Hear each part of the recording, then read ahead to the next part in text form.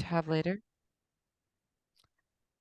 But just first thing, for those of you who don't know who I am, I'm Tanya Roundy. I'm our tournament director. I've been coaching speech and debate for 18 plus years now. I also did it all the way through high school, and I've been the UDCA president, tournament director. I don't know what else I've been for the years. I've just done everything. I've also been the Sundance district chair for many of the years and still on committee. And I've been on the PF wording committee for years, and I'm back on that as well. I've done trainings at the NSD level for coaches as well as for the UDCA for the last 10 years.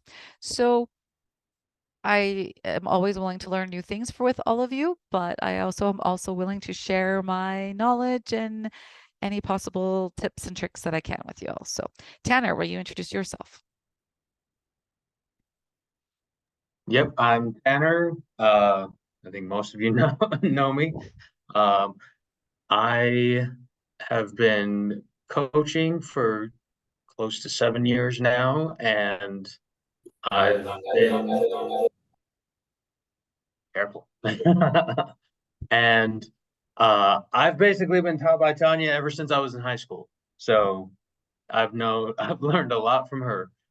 Um, Today we're going to be going over tournament hosting, not just about what you're doing at the tournament, but how to best prepare for the tournament and what you need to prepare for so that it can run as smoothly as possible. And we will have a Q&A near the end so that if you guys have any specific questions, whether it's about hosting or running the tournament or like what if this happens, that we can show you how to work out those, obstacles in a tab room.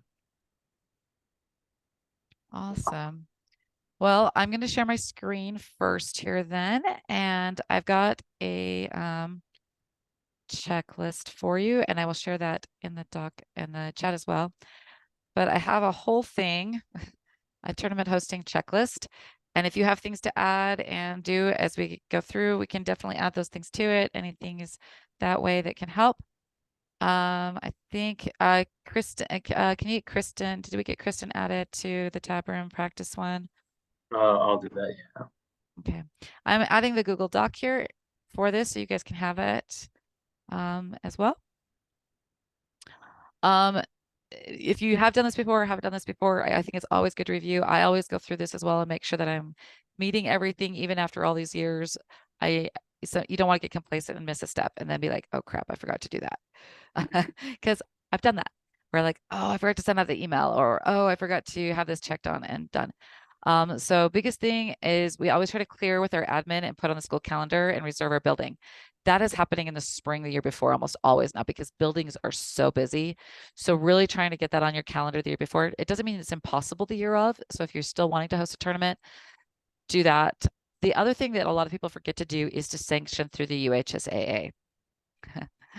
and do that. We just go, oh, we've got our tournament on and we're good. Technically, you also still need to do this. Nobody's been called on it yet, but just in case. You should always put it on there, because if something happened, we'd be in problem. If you do invite schools out of Utah, there are some specific rules. You can only do within our certain region without specific UHSA approval. So you can do it this way, and there's a specific form for that. But if you're like doing a TOC bid one, you actually have to also email a whole letter with the schools you could be inviting, the extra fees if you're charging more fees and everything else, to the UHSA executive committee for approval. And technically, if they denied it, then your tournament would go bye-bye, right? So that's good to do earlier than later if you're going to be inviting schools outside of Utah.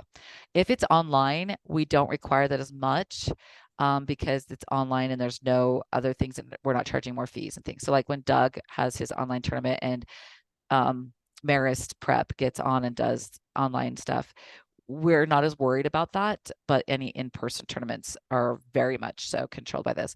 And that goes back to NFHS policies, which is National Federation of High Schools of Policies, and procedures for coverage and tournaments and things like that. You go here to this form, answer the questions. If you don't know and you're frustrated and you're like, what do I say for this? Just email me. I can help you with that.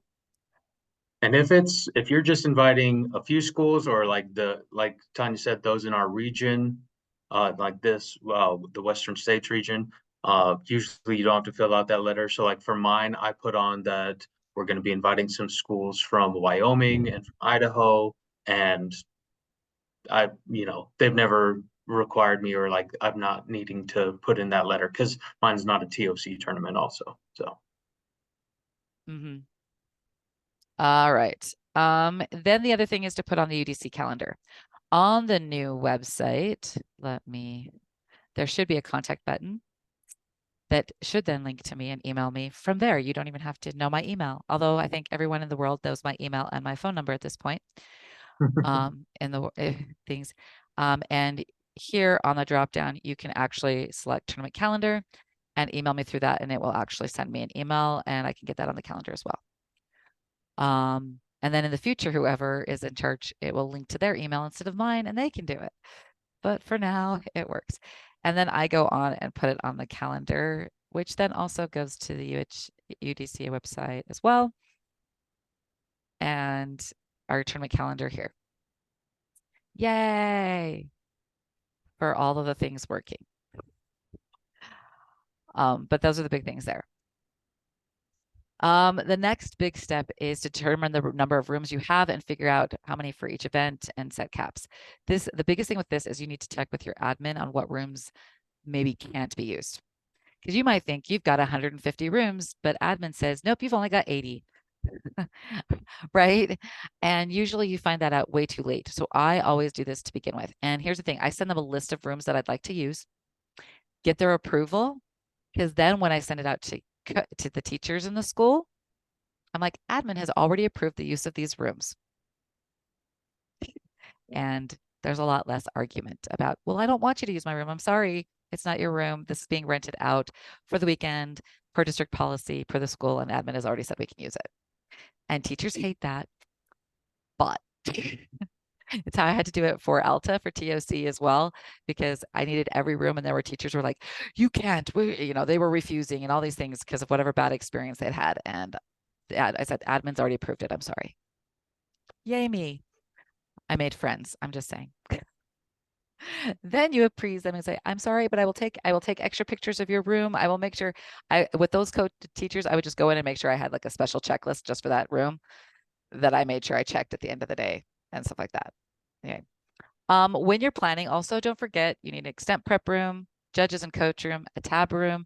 Libraries are great for this. Faculty rooms are great for this. But make sure those are on your list for your admin to approve, because otherwise other teams and people who are in using the building may take over those spaces. Also, if you're like Westlake, the librarian doesn't like you using their room. Just saying.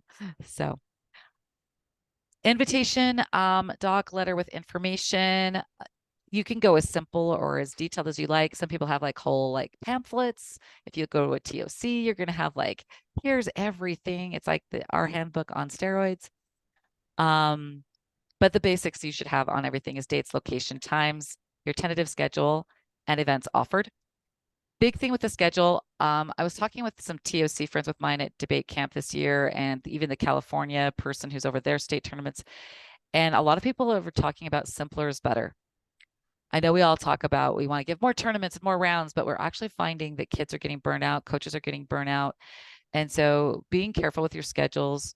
Nothing, I'm not saying you can't do it, but just always look at your schedules and making sure that they're mentally okay for our students and for our coaches. This is a nationwide problem with coach burnout. It's a nationwide problem with student burnout. And even the TOC is backing off on how many rounds you actually have to have for qualifying tournaments and things like this, because they're like, by the time you're done, you already know who's going to win. I mean, 3 more rounds is not going to change probably who's going to be in the final 2 rounds. It's just not. And going till midnight and going till 2 a.m. is actually becoming more detrimental. And even they're recognizing it, And so if the TOC, who has been our stickler for years, is doing it, so just thinking about your schedules and what's feasible. The other thing that is an exercise that we do at our tournament at our debate camp is we actually have a time where we talk with the kids about what is a good tournament and what makes it a good tournament for our mental health, for our physical health, for the needs of the people in there. So considering like religious needs, dietary needs, considering, if this is on a Friday night or, or Saturday, if we have Islamic students there, do we need a prayer room? Do we need to set a place away for people to have? Do we need to have a Zen den type room set aside as well for people to go and chill, who maybe are having a stressed out anxiety moment? We've got a lot of needs and things like that for our kids and our even our coaches now. Considering some of those needs and anticipating those needs in advance and making our tournaments. The other thing that came up with nationals this year is the possibility of a event. And the fact that is that I hadn't thought of this before is crazy to me. I was talking with Adam about this earlier a couple weeks ago. I've been at a tournament where the fire alarm went off and we didn't have a plan for my team. And I hadn't thought about that still since. I'm like, oh, it's fine. It's so rare, right? No, emergencies can happen at tournaments. And we're after school with rooms all completely open, not locked, we hope. And we don't, so coaches coming up with a plan of like, where do we meet our kids should be a part of coach planning, but also tournament directors, you need to be sending out maybe like in the case of an emergency, the football field behind is where we should all meet with your teams, right? You should you have a map of the emergency exits, maybe to give out to coaches to review with their kids when they get to the tournament. Be thinking about those things. If there was to be, for heaven's sake, some kind of event that happens like it did at the national stage where someone who was not authorized got up and was possibly threatening, how do we handle that? You don't have to maybe say that to all the coaches, and we don't want to publish that because then the perpetrators would also get that. It's like we don't, things, but be thinking about what would we do and how would we handle that situation. I'm just saying, it's things I hadn't thought of seriously before and should have. And now it's come to light that we should definitely make sure that's happening. Concession and foods. Tanner, do you want to talk about concessions for a second about what's going on with concessions in our world today? Yep. So with concessions and food, you want to decide, are you going to have them at your tournament or not? Um, and if so, what kind are you going to have? Are you going to have just the regular things like chips, drinks, candy bars, things like that?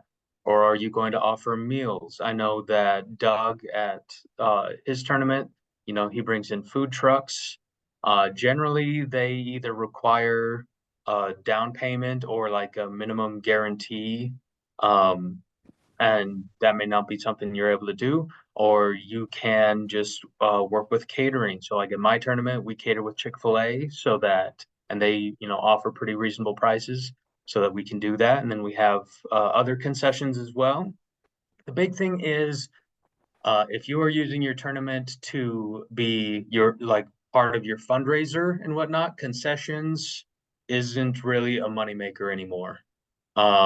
Just the cost of concessions is a thing. So while it can be good to provide those things and have them available, I would recommend seeing how you can work with maybe other groups in your school to minimize the cost. So, for example, at my tournament, we work with the FBLA runs our school store, and so basically, they just order extra for the school store that we can use for our tournament, and then they keep whatever's left. So that way, there's no loss, and pretty much we keep whatever profit we make off of that. Also, you can think of like what are some unique things. At our tournament, a big hit is iced coffee. You know, kids go crazy for that. They're like, I need it right now. So, have it like having some things like that can be great. If your school is nearby restaurants, areas that have food, then it may not even be something you need to worry about. But if that's the case, then you will want to build time into your schedule that they can walk to those food places to get food and come back. On Tabram also, there is now a space when you're setting up your tournament that you can add concessions. If you go from settings to money, and then you'll see concessions there, and then you can put that in. This is a great way so that if your school requires you to, like put everything on a school card so that you get the tax exemption, or if they require you to do a money order beforehand, this will all put it onto the charge along with your invoice, your school cost invoice and stuff. So that can be a great way. Um, I'm doing it for like the meal deals. With like, I'm not gonna bother about putting things like drinks and chips and stuff on the concessions items there because kids will just buy that with their own money. I'm not don't pay for your own kids to get their bag of chips. They can buy their own chips. Um, and so that's what we have going on there. But yeah, that's available now, and that can be a great way. So then coaches can ask their team who wants a meal. They give their money to the school, or to the coach who gives it to the school, and then that way it's already paid for, and that way you as a tournament host know how much you have to order. Any questions with that or that? This could also make Yeah. it, there's been some tournaments where a school has kids that need to eat and stuff like this, and they're going to pay with their card. I can take a tally of that school or and things like that as well, and then send out an Mhm. invoice after and later for a school as well, if that's the case. So it makes it Yeah. so that you can offer some ways rather than coaches always having to go out and get something or send someone with a card to get concessions and food and snacks. This is a way that you can actually offer that to coaches to do and make it feasible that way as well. So Mhm. with that. Cool. Awesome. And then Next making sure that thing. you're taking care of food for judges. Yeah. Yeah. With judges, make there's a lot to go over with judges. First off, feeding judges, yes, absolutely make sure that you have food. Reach out to your parents. This is where parent volunteers play a crucial role. Um, providing food that can be for the coaches and the judges, and that kind of stuff. Doesn't have to be anything super complex. We do crock pots, and we have 5 different parents bring crock pots. Some will bring, rolls, cheese, stuff. And then it just becomes a nice potluck that works out really well. So that kind of stuff is how you can get your parents to help.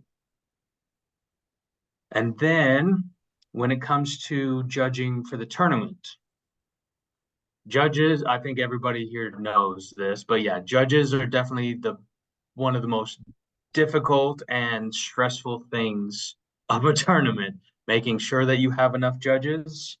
Some schools really struggle to get judges. It's honestly getting harder and harder to get parents to volunteer and stuff. So really make sure you are pushing on your parents that that we need their help.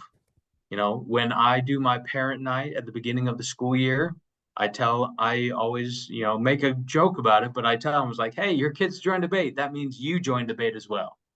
And so here's what we need from you guys. We can't make this work without you guys. And so we need your help.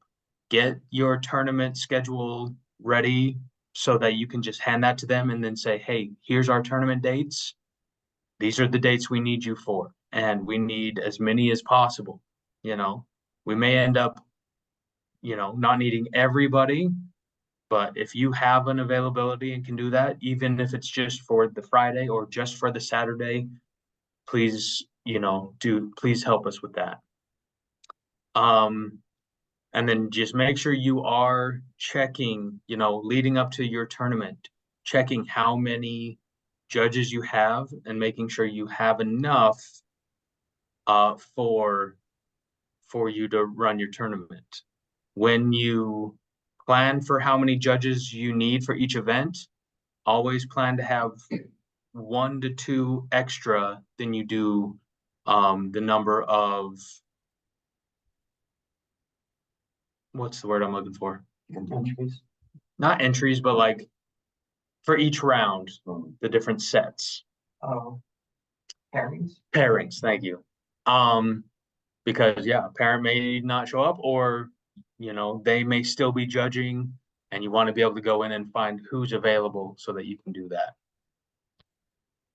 And the norms for that are 1 to 6 for speech and Congress entries and 1 to 2 for debate if you're single flighting. If you're double flighting, you can Mhm. put that up to 1 to 4. The other thing that Jonathan does is he actually goes out into the community and his school and into his parents and gets a whole bunch of people that he can get to judge as well. That he can offer to coaches and schools and stuff like that, and have some spares just in case to alleviate that for judges. That can work sometimes. Sometimes it doesn't. Just depends on where your tournament's being hosted at sometimes. Mhm. Also, now that we've got Westminster and University of Utah a little bit more going on things, also don't hesitate to reach out to your colleges and see what they've got for students who can come help with that as well. Check Um, at BYU too. BYU doesn't have a debate team, but there have been college students that did debate in high school and have offered to judge. UVU and BYU's communications departments. They have a Yeah. lot of they have kids that would like to help that way. Sending out your invite on the debate groups, and adding it to your tab room page. So when you are in your tournament and you're just setting up your tournament here, you can upload a tournament logo here, but they've made a new page to be able to go for where your stuff goes. So messages, you can put up forms, you can put entry forms, you can put up different things that way. But where they put, oh, where did they put that? It's on the website. To upload files, you can upload your postings and your files here. I always copy and paste at least the main information for my tournament on the main page, because that's the first thing my coaches are going to see. So Mhm. I will copy and paste that in here, because whenever they go to my tournament, that's what they're going to see, is that homepage to get that information. Because often coaches won't read the invitations. You'll send it out. They'll just like, oh, I'm going to put it on my calendar. And they don't read anything for the life of themselves otherwise. The other thing that I will do is I will add new web pages, one that says schedule, one that says Congress doc and things like that. That way, when they go to the page, they can click on those if there's a question. That's And a Jonathan, big tip. going back also when it comes to like volunteer help, Jonathan also was mentioning Weaver State for those northern schools is a good source, and then also DECA, like if you just need people, high school students who can help you with running concessions, being runners to unlock doors, things like that.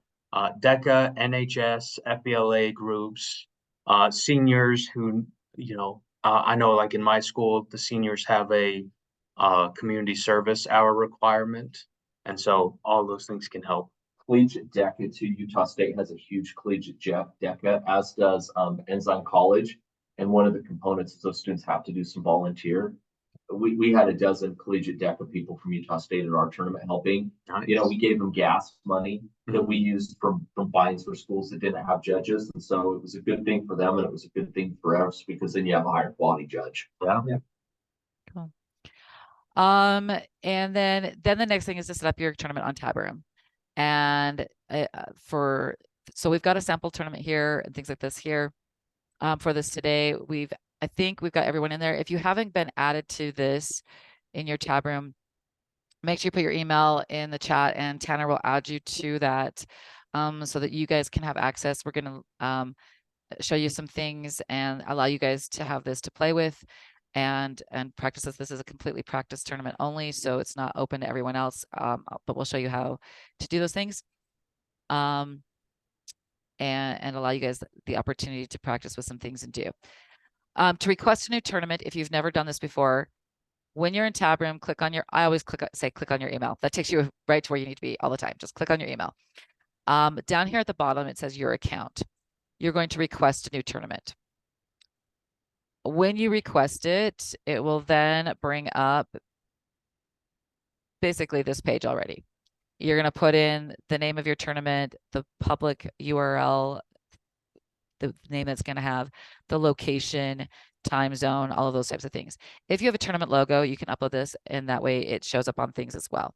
You also need to check that it's on the Utah circuit. If you are doing it on the national circuit as a TOC circuit, etc., you can also add those, but it has to be on the Utah circuit. Otherwise, it will not show up to anyone. I know that because I've done that mistake before. Just FYI.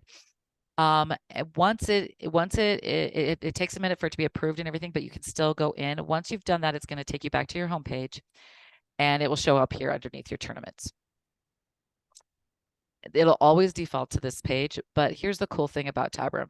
The best thing you can do is start on the left and start down the row to set up your tournament, and then work your way across for the whole tournament. So this starts at the beginning of it. This takes you to the end and after the tournament. So, you know, left to right, left and down. So your tournament, there are a couple of things that have changed. They do not have the place where you can upload your invitation or your Congress docket here now. That is in the forms and documents and on your web page now, in different places there. General information. This is where you want to set up specific things. This is a test tournament. If you don't mark this off, no one will see it either. So if you're playing with your tournament, making sure it's good and it's test, don't forget to untest it. That has happened before as well. Just an FYI. You can require an adult to register, and you guys can be on Tab Room and following along with this as well. Oh, hold on. Let me change their access. They need the tab or access. I'll show you that quick thing. So they changed some things. Every year they've added a new thing with this. So there's different levels. Checker is someone who can just check things in the events. Tabber can do everything, and owner. We now have your judge categories. So you can have someone who's a checker on certain judges. You can have someone who's a tabber on certain judges. So if you don't want one tabber doing everything, you want them only in charge of certain types of judges, you can have a tabber on certain judges. Yay! That was a new feature this year. And then you can also have people a checker on just certain events. So you want maybe Adam, I want to be a checker on PF. I want Jonathan to be a checker on extemp events. You can actually assign people and they will have access to only those things, and they can sit and check those things, or they can be a tabber on just those events. So those are some cool features and stuff that way. So, and to change things here, you just go to tabber. Yep. Yeah, I'm changing them right now. Are you? There we go. Yeah. So everyone refresh. You have tabber access now. There we go. Cool. So you can, when you're making a tournament, maybe you have an extemp prep person. I put a person as a tabber just over extemp, and then they run extemp, and I let them have that, and mix it too. So I would just put them in as tab and extemp on that. You can also, because it only lets you do with one thing at a time. So maybe I've got Stephen Porter. I'm going to make him a tabber over extemp, grant access. Stephen's going to love me. Then you can see over here what access he has. So tournament wide, he doesn't have any, but it shows his event level access right here. Yeah. Okay. Those are new features that are getting updated every year. And it's kind of nice to have some individualized access for things on that. All right, cool. So now you should be able to follow along with us on things. I like to require an adult to register, because we always have those kids from another school somewhere. They're like, I'm just going to register myself. It's happened. And so, yeah. You can also require a second adult or coach if you want to have them to have a backup person to contact in case something happens. You can ask all sorts of things here. I always say log registration changes. I want to know what's happened when. So if I need to go back and fix something, I can. So log registration changes. If you want it to be a closed tournament where you register schools and you only want to limit certain schools, do that here. You can also waitlist everything. If you want waitlisted count for double entry, because you know you're probably going to take people off, you can do that. This is what we use for regions, for school regions when we do region. I also require a disaster check before publishing anymore, because they've got so many things now in Tab Room going on that I want to double check everything. 2 years ago, 3 years ago, I was like, yeah, I'm fine. Now I'm like, no, I want a disaster check before I do anything anymore. Even me, I'm like at this day. If you're doing mock trial, you can actually do mock trial. You can ask for refund information. If you were doing it for your uh, Sundance tournament, things like this, you could do and paid only. I like to publish a list of schools. Everyone likes to know who's coming. Yeah, I don't know why you would hide deadlines from their view. They need to know when the deadlines are. I don't know why that's a button. You could hide codes from registrants, things like this. Your school code style, how you're going to do this, you can do it as AA, BBs, you can do circuit codes, you can short school names, or you can choose. This is where you would do that. You want to do it at the first and make sure you have it, because if you change it later, you're going to have to recode everything. You can recode everything. It's just extra steps you don't want to do. If you're like wanting to have like an AA, like things and then a code and have like repeat 100s, 200s, you can repeat those if you'd like. I don't know why you would do this unless you had enough judges to judge the entire thing. You could give them not to bring judges. I don't know what a world that would be, right? Um, if you want to have no money or fees for schools and you can allow entry drops on the school dashboard, you can do that as well. Date of arrival, we hardly check in schools anymore. Schools check in themselves. This is where I would enable my school check-in and set my times when they can do that. You can also add a note of anything you want to do there. Here is where you add your registration packet and your things like this. If you have an existing packet, things like that, you can do that there. This is also where you can clone another tournament. So if you've set up a tournament before or someone else's and you've been at their tournament and you want access to it, email that coach, they'll give you access to it and you can then drop down here and go clone. And I'm going to clone a tournament. This is how I do state tournaments now every year. I clone what I've done before. Makes my life easy. So you can clone tournaments. If you do that, you can erase current tournament data, or you can just merge it. You can also import entries and judges. Yeah. And then you just click clone. It will auto-populate the entire thing for you. You don't have to do anything. Yay. You will want to check But you still, check like do a everything. double check, because sometimes when you clone, settings will change. Yep. And you won't realize it until the day of the tournament. So you still go through the whole process just to double check everything. You just don't have to set it all up. Yep. Yeah. Dates and deadlines.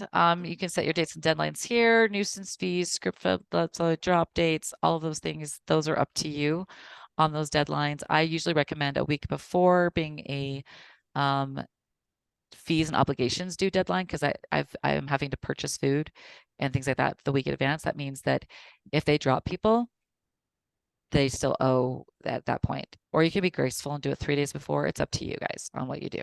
Tab room has to be paid for. If this is, yeah, tab room does have to be paid for. Also, if this is your first time doing a tournament, and this is especially important if you're doing asyncs, when you're telling judges, oh, you have until this time to get in your decisions or to get in your RFDs and stuff. So let's say we're having a weekend tournament and I'm like, hey, I want them to have until Sunday at midnight.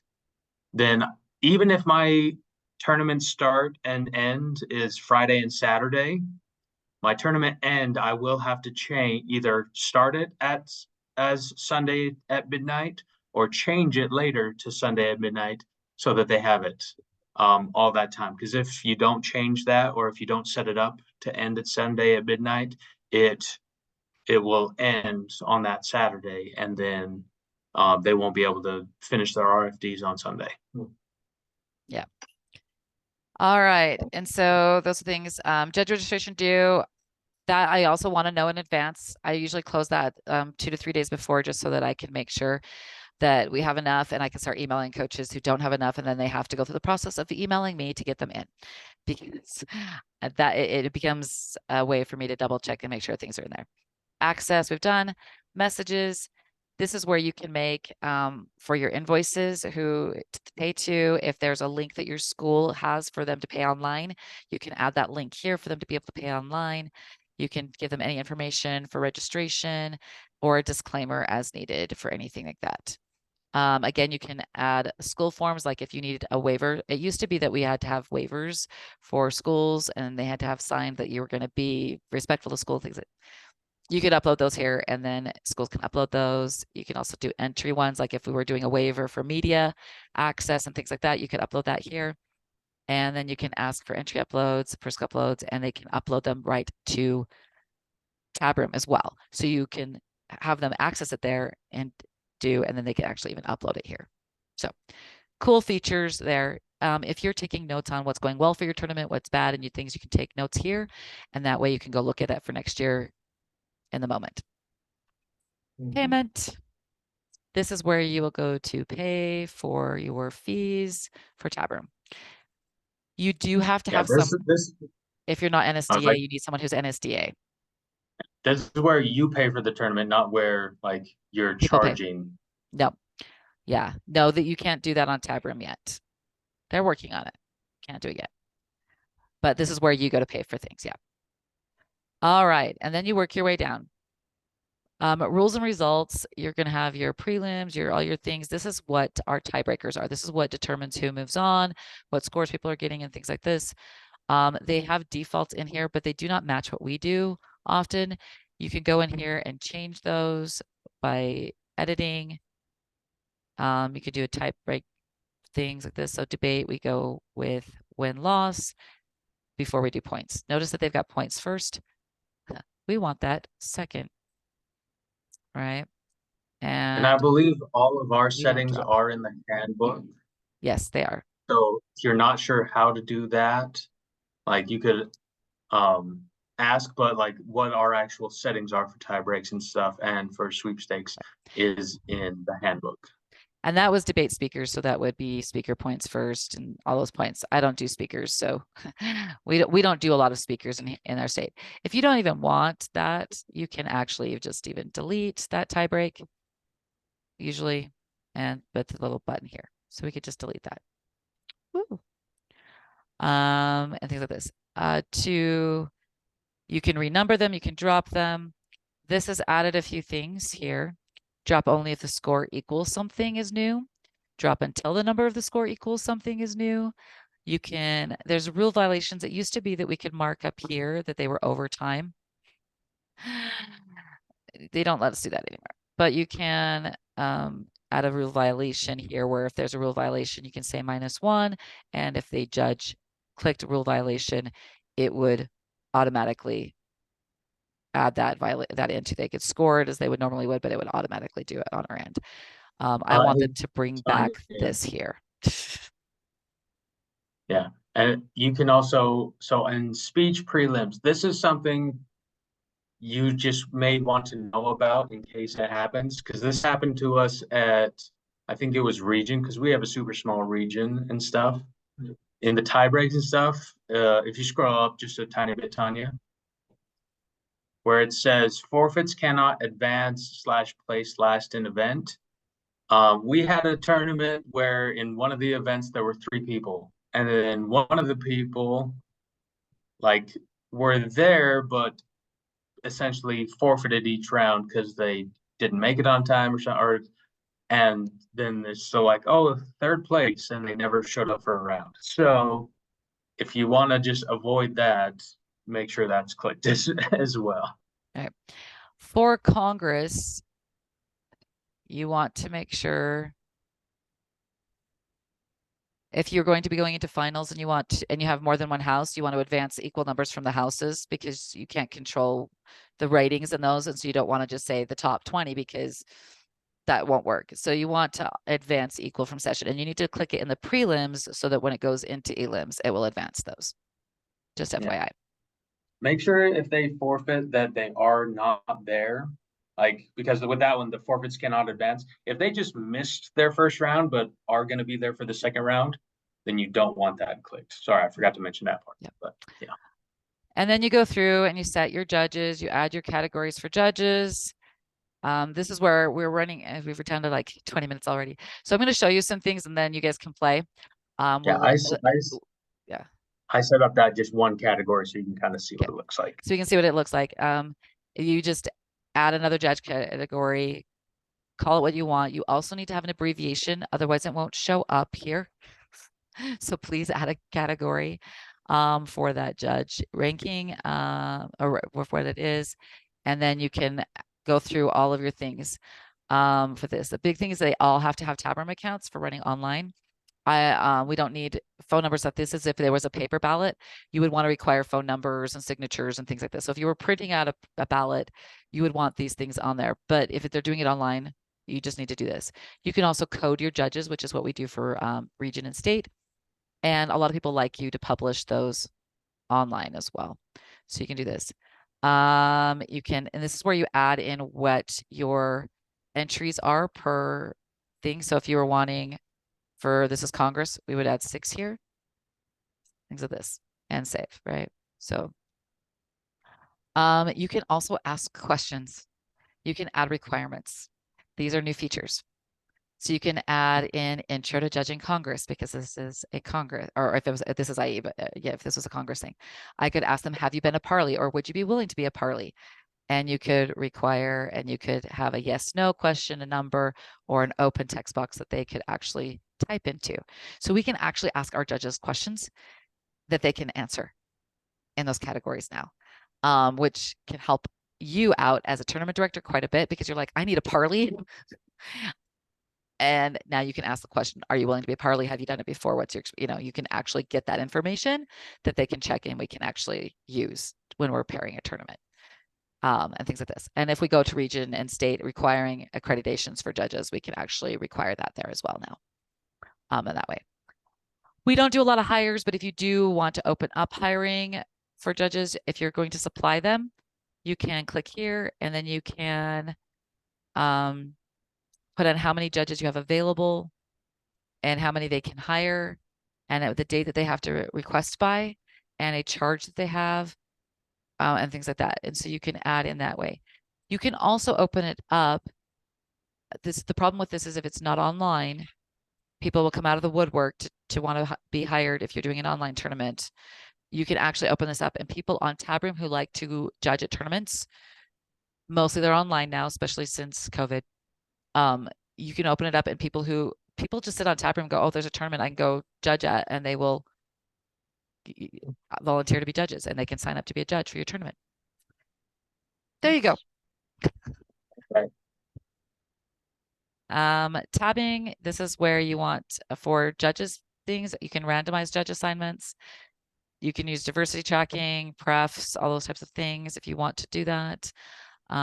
This is where you can, this is mostly a lot if you're going to print off ballots here that you would want for that. You can also do a training ballot here as well. If you are doing a TOC tournament and you're doing prefs, this is where ratings are. If you're doing that, ask me later. Yeah. Yeah, nobody prefs here, except for maybe silver and black. Okay. Yeah, I was gonna say, no, not a lot of people are doing it. And then we've got, if you want to do shifts, the problem with is it doesn't automatically do it for you. You can put this in and coaches can put in their judges for not these times, but there's a glitch in the system where it doesn't automatically take them out. But it does tell you when they're not available so that you can go through your tournament dues. So this is still valuable because it'll still say when they're not available and available. But you have to do some double checking. So if you're going to use this, just know that you're going to have to go back and double check things and actually mark them out in a different way in the rounds. And if it gets to that and you're doing that and it comes to that, let me know and I'll go through that with you, make a video or something. You can also pool your judges. You can create a pool. Like if you want to you have a debate category, but you're like policy judge pool, you can actually create those and stuff like that as well. And sites. This is where you add your site and how many rooms and things like that. That was interesting. What I recommend when you are making your site and the rooms add all the rooms in the school because you can disable them. So like that way you have them all on there, but then when admin comes back and says these are the rooms you can use, then you can take take the other ones off. You can disable them, but that way they're still visible to you. And there have been I times where it's know. like, oh hey, I'm sick of seeing them right now. for, Just tell them where the food goes. yeah, Okay. yeah. Sorry. Ah, No, I no, should have you're muted myself. All right. Yeah. And then then stuff like this. Then you go to extend your events. You literally just work your way down. Events, same thing. You're gonna have to have the name of that event. You're gonna have to have the abbreviation of the event, or it won't show up in your schematics list. Things like that. Your entry fee and how many people. This is where if you're doing like a PF team or a duo, you need to have max 2 people. Just an FYI, everyone. And which category of judges you're going to have there for it. This is where you can also do your coding, your event type, and your event level. In debate events, it will also ask you what topic. You can add your topic in there for that, and it'll show up in the ballots later. So you can add in your topics for what month and for what event. You can also, if you wanted to, like if you have specific rules, like if you're doing a fun event like newscaster or whatever, you can add your rules in here for that event so that people know and can see. Registration is key. You want to make sure that you go through, publish, filled event. People can know if you're going to have a cap on entries. And you can have a post. No, we won't want that 50. You could like you know how many rooms you have. You know you can't have more than this many people in this event. And you can also limit per school. And then you can waitlist entries after that. This is for asking for piece titles, authors. If you want publication information, if you want a biography, you could ask for topics for triggering. And you could actually do for video links in case of backup, asyncs, and things like this there if you needed, if you were doing online. If you're doing a qualifier, you can do bids, things like that for it there, etc. This is a big one right now that is a new one that we've had the last couple of years. If it's not online, if it's on an state campus, if this event was like you were having an online one, you would put this here, asynchronous to videos, synchronous to a Zoom room, or if you're doing, and then poke only judges. You only want to poke judges if you're doing online. But here's the thing, it's not just for online only. If it's not online, you don't want to send a thing, your judge is missing from a room. You're like, you've got 5 kids in there. You don't want to poke everyone because they're doing, so they actually added it so we can do it for non-online judges. Yay, us. We can poke a judge. Tell them to go where they need to go. Sectioning, you can default sections. You can do double entering, speaking early, never late. You can use the same rooms. This is where you could snake things, but I hate that. Disable auto scheduling. Disable it. If you're going, you don't want it to, because otherwise when it gets to a final round, it's going to auto do it for you, which freaked Mike and I out one year because we didn't know that. And all of a sudden tab room and we're like, who's doing this? Who's doing this? Tab room was doing this on us. So disable. If you're going to have it so the judges can judge on schools, you can also have repeat judging. You can have repeat judging in elims and finals. I also enable live updates. If you're extemp, you can offset your time for draw. There you go. And things like this. And do not auto-publish results. Tabulation. This is where you want to do, we don't do points for speech events, but if you're in debate events, you want to go to 10th point. You can allow rank ties in speech. We don't do that in speech events. You can allow tied points in debate, things like that. You can add in how many speaker points. Here's the big thing that everyone forgets to do, online ballots. If people aren't seeing an online ballot, that is your first trick right there. Online ballot. You comments. Also, yeah. Also, yes, the online ballots, That way the judges can open a ballot and see it. Otherwise, they won't. That's caused some issues before. Another thing that I really like to do is that start button label, where it says start round. I put that as accept ballot or pick up ballot, because we tell them it's like, even though it says start round, don't wait, click it now. So putting it as accept ballot just makes it a little bit easier for judges to know, hey, I want to click this right now so that I've accepted it. Yeah. And you can also give instructions underneath it. They'll say, please click this ballot now. Yep. Always click save. Ballots and rules. This is where I copy and paste in, and I have a link for that here. I will, if I don't, yeah, I don't yet. I will put it on there, but there's a link with all the rules. I have like a whole document, and you just copy, paste, copy, paste, copy, paste into there. There's usually like brief event descriptions in the judging packet. So like you could just copy paste from the judging packet also. Yep. So I copy and paste in what the event is, what they should be doing, and the ballot for them as well. And any other instructions I want to do. Statement on bias. If you wanted to have any other messages that you want to add in to people, you can. And you can save your messages there. Updates. You can add followers, auto backups, things like this. This is where you get to play. So I'm going to leave this open, and I'll and because it's not ended and stuff like this, you can do this at any time. You can go in and create fake entries and play with all of this. So you can sit and go through and make rounds and make a tournament and make events and things like this. If you don't make it though, don't mess with it, because someone else might be doing that. One. So just create your own event that you play with. But you can create fake entries, fake judges, fake everything, and play with it and practice doing a tournament. And then when you're ready, click not a test tournament, and they go away. So you can play with your tournament and do. Schedule. Anything else on that? Yeah, I've got a few more things, and I know we're running out of time, so I'll try to be quick with it.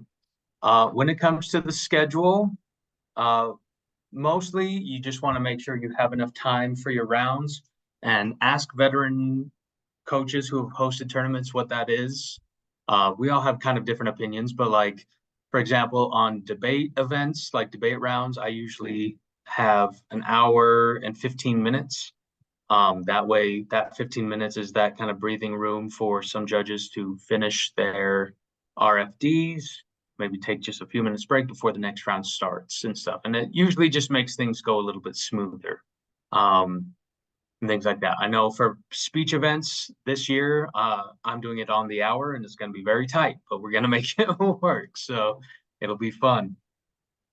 A couple other things that I'll make sure to put this on or send it to Tanya so she can put it on that document as well, so we can send it out to everybody. But a couple other things to think about when preparing for your tournament. First off, find something that makes your tournament unique. You know, we all have our little things that aren't big, but make them, something unique. It could be the type of trophy you have. Last year and probably this year too, the Mustang Madness, we're doing dog tag keychains as our trophy, as like the participant trophies. One of my favorite tournaments in high school was at Emory, when they took a bunch of old trophies from a ton of different events and used those. Awesome. So I got like a horse roping trophy and it was fun. And so things like that. Wi-Fi. Make sure that you know how guests, the judges, the students can get on the school Wi-Fi. Some, it may just be that they have an automatic guest Wi-Fi, or others may require you to make a request to make a specific Wi-Fi for your event with a username and password. So just check with your school to know what it is you need to do for that. If you haven't thought about adding async events, I would highly recommend it. They're becoming more common and more popular. Like Jonathan said, it's a great way for kids who can't show up to the tournament because they may have something else, that they can still participate and get points, NSDA points and stuff for that. And then I know we talked about trophies before. make sure you're ordering your trophies well before your tournament, because you do want to have the time to fix any errors, or so that if there's any delays that happens, and do what you can to keep the trophy costs down.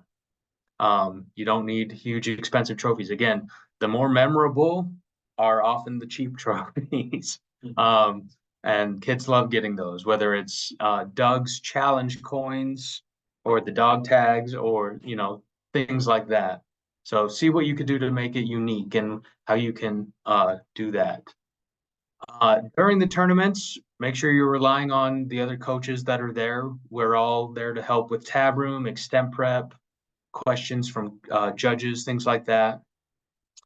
And try to be available, like as this is your tournament, so try to make sure you're available for questions from everybody and to handle any issues as they come up. That means that you're gonna want somebody else to be host. So if you have an assistant coach, make them in charge of being host. So they're in charge of concessions, of food, of making sure rooms get unlocked, so that is something to take off your plate.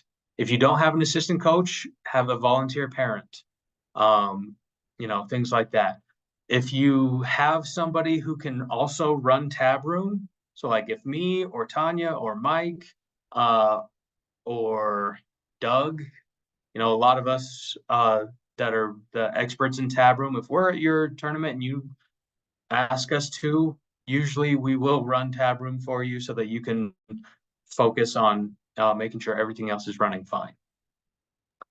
If you are going to ask somebody to run tab room, try to give them access before the tournament, just so they can go in and kind of do our own double checks and stuff as well. And then final thing is make sure you know what printouts you need. So I usually print out judges packets for the speech events and debate events, so that there are some hard copies. Make sure you have your speech topics printed out for impromptu, extemp, and spar if you're doing that. And maps, school maps, things like that. So all those things are things you want to have done beforehand. It's just going to make your tournament run a whole lot smoother. The other thing that I print out always is you never know when tab room is going to have an issue. So I will pair things out, or have my tab room director pair out the night before and print off initial schematics and judge assignments, and that can be done in reports. So you can go to paneling and reports, and you can print off the schematics. You can print off a judge chart, and I can print off who's doing what, and it tells you what rooms and events they're doing. So by the schematic, you know which judge is doing what. So in case something happens, you can go, here's a stack of paper, here's a pencil, go to these rooms and keep the rounds going. Yeah, it was 2 years. I think it was 2 years ago at state, the tab room went down. Yep. Yeah. So we always happens. Always have a plan. Yeah. All right. I know we're pretty much out of time, but I could go on for hours with this, you guys. I can make videos for anything you need. Yeah. So just send me a thing. We can make videos. Yeah. But quick 5 minutes. Are there any questions, things that are specific that you're like, hey, what if this happens, that anyone would like to ask us? Yeah, Josh. Question for everybody on. How long do we want to run novice events for tournaments? I know in October we want to keep it focused, and then I think I usually say just for October. And we don't want to offer that anymore. We want to phase that. Usually like, because they get the clinic, that's great. But then come November and December, that's when you want your veteran kids to start mentoring them on their topic. And so having them use there's the same topic as the varsity, and then they can all work together, is a great way for them to mentor the novices. What about speech? So for novice events, you can run novice events through December. Holding novice events. Yeah. Oh, okay. Through December. Yeah. It's like I usually would say at least through December, if not January. And that's kind of up to the tournament. Correct. Yes. If you want to have novice events, that's great. It's a great way. Jonathan kind of sold me on this a year or two ago, where it's a great way to hand out more trophies, get kids, more awards, feel more confident. And so it's just a great way to add to your tournament if you're having novice events as well as varsity. Yeah. I thought you were talking about just the novice topics. So there's not only only LD. there's only one novice Just not- topic, and it's an LD. And if you're going to use it, tell your tournaments and tell coaches in your invitation separately. Otherwise, I tell coaches only to use the varsity topics. Yeah. There's no reason why Well, we're teaching a second topic. Well, and that's why I said like in the first meeting, it's like I highly suggest it for LD just because then they get that novice clinic. Yeah, I don't know how many people do it. Does Beehive use the novice topic? Beehive does, and then because Beehive does, we're going to also. Okay, it's only October because after that, after October, it's no longer a topic. It goes to the varsity topic, and that's been a Right. confusion in the past as well. So Yeah. So we will want to make sure to clarify that. And people who are doing the novice topic or the varsity topic for that first month need to be clear in their invitations. Yeah. Yeah. I'll reach out to those that are doing October tournaments to remind them of that. Good. Yep. Okay. Any other questions? Yeah. Tanya, quick question. Vaughn and I are trying to take over, running the circuit to Central Utah. And he said, what's the best way to publish? Publish tournament, publish rounds. Publish, Publish. I think he means the whole at the end of it and Okay. everything. So the best way is during tournament, going to paneling and web publish. And you can publish by round after results are out if you want coaches to see it during the tournament. Then at the end, go here to mass publish. It says everything. Just click publish. That'll publish feedback. That'll publish all the round results and stuff like this. But you also have to go to results, web publish, and this is what publishes it to the NSDA. And you're going to publish. You're going to go final places, click yep, generate. And then you're going to go all debate events, all Congress events, and do the same thing. So you have to do it in 2 places. You can also click here and publish all, and it'll just publish everything. But it doesn't always publish all of the feedback. So I do both here and here. Yeah. Okay. Thank you. You're welcome. You guys, I'm sorry. There's so much in Tab Room to show you and to share with you. I'm happy to get on with you. I did it with Jonathan, where we just get on some Zooms and we go, here's how we set up our tournament. And then we came back and did, okay, here's how we set up for the week of, here's what we should be doing now. If you are hosting and you want to go through things like that, please reach out to me. I'm happy to get on and help you with those tournaments. Also, if you're hosting a tournament and you want to add me with access, I'm always happy to go through and double check all your settings, double check that everything's looking good, give you suggestions and feedback on what may be better options or ways to do things if you're wanting to. And then also day of, I can jump on if there's a problem. You can call me and say, hey, this is happening. If I'm not there, I can solve a problem, either talk you through it really fast, or I can get on and solve it really fast. Okay, guys? Yeah. Amazing. Thank you guys so much. And I can always make a lot of videos. So also ask if you need help with anything. All right. Cool. All right, guys. Thanks. Good luck to everybody this year. Hope to see you all And- at Mustang Madness. Okay. And Tanner, I'll get you started in hosting. I'm thinking I'm going to just let you run that as much as I can because I don't know what's going on here at the school right now. You've got your other stuff. Okay. Yeah. But if you need Yeah. me, just say I need you for a question or something and we can do that. Okay. Sounds good. Because that one's just basics, right? Yeah. Yeah. Yeah. Mhm. You can do basics. So okay. You can do all of this. You don't need me at all. Only the basics. All right, you guys, I'm going to close out so I can get this recording downloaded and open up again here in a little bit. So talk to you later, guys. Bye.